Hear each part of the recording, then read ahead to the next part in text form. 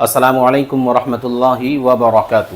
یہ عشرہ مبشرہ سیریز کا تیسرا لیکچر ہے۔ آج ہم حضرت عثمان غنی رضی اللہ تعالیٰ عنہ کی مختصر سیرت آپ حضرات کے سامنے پیش کریں گے۔ حضرت عثمان ابن عفان رضی اللہ تعالیٰ عنہ اسلام کے تیسرے خلیفہ ہیں۔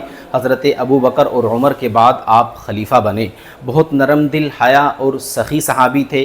آپ کو رسول اللہ صلی اللہ علیہ وسلم نے ذو النورین کا لقب دیا تھا، یعنی دو نوروں والا، کیونکہ آپ نے نبی صلی اللہ علیہ وسلم کی دو بیٹیوں سے نکاح فرمایا تھا، پہلی حضرت رقیہ اور دوسری ام کلثوم۔ آپ قریش کے بڑے اور مالدار گھرانے سے تعلق رکھتے تھے، تجارت میں کامیاب اور خوش اخلاق نوجوان تھے۔ حضرت ابو بکر صدیق رضی اللہ تعالیٰ عنہ کے ذریعے اسلام قبول کیا، گویا کہ آپ حضرت ابو بکر کے سچے دوستوں میں سے تھے۔ آپ صلی اللہ علیہ وسلم کو حضرت عثمان غنی رضی اللہ تعالیٰ عنہ بہت محبوب تھے۔ آپ نے 2 مرتبہ ہجرت کی، ایک مرتبہ حبشہ کی جانب اور دوسری مرتبہ مدینہ منورہ کی جانب۔ حضرت ایوب علیہ السلام کے بعد یہ نبی کا پہلا گھرانہ ہے کہ جس نے اللہ کے راستے میں ہجرت کی ہو، تو حضرت عثمان کو 2 مرتبہ ہجرت کرنے کا شرف حاصل ہے اور نبی کے پورے گھرانے کا ہجرت کرنے کا شرف بھی حاصل ہے، کیونکہ آپ کے ساتھ نبی کی بیٹی حضرت رقیہ آپ کی زوجہ ہجرت کر رہی تھیں۔ غزوہ تبوک کے موقع پر لشکر کو سامان کی ضرورت پڑی تو آپ صلی اللہ علیہ وسلم نے مسجد نبوی میں اعلان کیا کہ کون ہے جو آج جنت کو خریدنا چاہتا ہے۔ آپ صلی اللہ علیہ وسلم نے دائیں جانب اپنا چہرہ گھمایا اور اعلان کیا کہ کون ہے جو جنت خریدنا چاہتا ہے، تو حضرت عثمان غنی رضی اللہ تعالیٰ عنہ کھڑے ہوئے اور کہا، اللہ کے رسول 100 اونٹ مع ساز و سامان میری طرف سے اللہ کے راستے میں وقف ہیں۔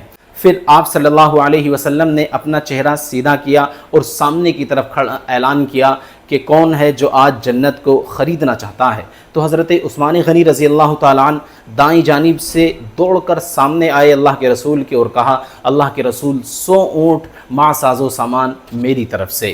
پھر اللہ کے رسول نے بائیں جانب اپنا چہرہ گھمایا اور اعلان کیا کہ کون ہے جو آج جنت کو خریدنا چاہتا ہے، تو حضرت عثمان غنی رضی اللہ تعالیٰ عنہ سامنے سے بائیں جانب دوڑتے ہوئے آئے اور بائیں جانب کھڑے ہو کر کہا، اللہ کے رسول 100 اونٹ مع ساز و سامان میری طرف سے۔ کسی نے بعد میں حضرت عثمان غنی رضی اللہ تعالیٰ عنہ سے پوچھا کہ آپ نے بار بار اللہ کے رسول کے اعلان کرنے پر کیوں کھڑے ہو کر کہا کہ اللہ کے رسول میری طرف سے ساز و سامان ہے، تو حضرت عثمان غنی رضی اللہ تعالیٰ عنہ نے کہا کہ جب اللہ کے رسول جنت کا اعلان کر رہے تھے، میں یہ چاہتا تھا کہ جب بھی اللہ کے رسول کہیں کہ کون ہے اللہ کے راستے میں خرچ کرنے والا، تو میں ہر مرتبہ کھڑے ہو کر اعلان کروں، اللہ کے رسول میں حاضر ہوں، اللہ کے رسول لبیک۔ تو اللہ کے رسول اگر اس کے بعد بھی 1-2 مرتبہ اور کہتے تو عثمان غنی رضی اللہ تعالیٰ عنہ کھڑے ہو کر کہتے، اللہ کے رسول میری طرف سے اتنے اونٹ۔ ایسے تھے حضرت عثمان غنی رضی اللہ تعالیٰ عنہ، اس طرح مال خرچ کیا کرتے تھے اللہ کے راستے میں۔ اس موقع پر آپ صلی اللہ علیہ وسلم نے فرمایا تھا، عثمان آج کے بعد جو کچھ بھی کرے گا اس پر اس کی کوئی پکڑ نہیں۔ دین کے لیے آپ نے بڑے بڑے کارنامے انجام دیے، کچھ اس کے نمونے میں آپ کے سامنے پیش کرتا ہوں۔ مسجد نبوی کی توسیع کے لیے زمین خرید کر آپ نے وقف کر دی۔ بیر روما نامی کنواں خرید کر مسلمانوں کے لیے آپ نے صدقہ کر دیا۔ قرآن کریم کو ایک ہی لہجے پر جمع کرا کر محفوظ کرایا۔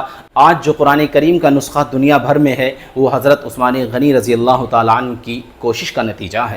حضرت عثمان غنی نے 12 سال خلافت کی۔ آپ کے دور خلافت میں اسلام بہت دور تک پھیل گیا تھا۔ آپ نے کبھی بھی بیت المال سے ذاتی فائدہ نہیں اٹھایا، بلکہ آپ اپنا مال امت پر خرچ کیا کرتے تھے۔ فتنے کے دور میں آپ نے خون خرابے سے بچنے کے لیے خود قربانی دی، لیکن تلوار نہیں اٹھائی۔ حضرت عثمان غنی رضی اللہ تعالیٰ عنہ قرآن پڑھتے ہوئے شہید ہوئے۔ آپ کی زندگی ہمیں سکھاتی ہے کہ حیا اور سخاوت بہت عظیم صفات ہیں۔ دین کے لیے مال خرچ کرنا جنت کا راستہ ہے، اور دین کی خدمت خاموشی سے اخلاق کے ساتھ کرنی چاہیے۔ کیا آج ہم بھی حضرت عثمان غنی رضی اللہ تعالیٰ عنہ کی طرح اللہ کے دین سے محبت کرتے ہیں؟ اگر نہیں تو ہمیں بھی اس طرح دین سے محبت کرنی چاہیے۔ آئیے ہم ان کے نقش قدم پر چلیں، قرآن کریم سے محبت کریں اور دین کے لیے کچھ نہ کچھ قربانی ضرور پیش کریں۔ جزاک اللہ۔ السلام علیکم ورحمۃ اللہ وبرکاتہ۔ اس طرح کی اسلامک ویڈیوز دیکھنے کے لیے ہمارے یوٹیوب چینل کو ضرور سبسکرائب کیجئے۔ ویڈیو اگر آپ کو اچھی لگی ہو تو لائک، کمنٹ اینڈ شیئر ضرور کیجئے۔ جزاک اللہ۔